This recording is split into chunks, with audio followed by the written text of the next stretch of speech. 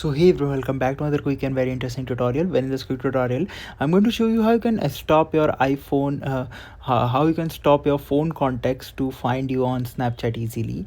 Now, in order to do it, simply open your Snapchat settings. Now, here in the Snapchat, you can easily find the Snapchat settings on your profile option, and when you click on the settings on the top right corner. Now here, you simply need to go to this option. When you scroll down, you simply need to go to this option of Contact Me.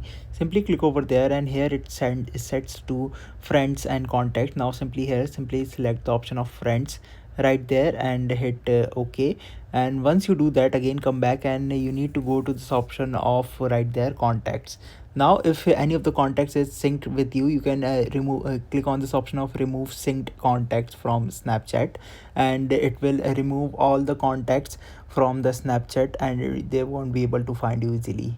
Alright, so that's it for this tutorial. I hope this video will be helpful for you. Make sure to hit the like button and subscribe button for more such helpful and interesting tutorials. See you in the next one. Take care.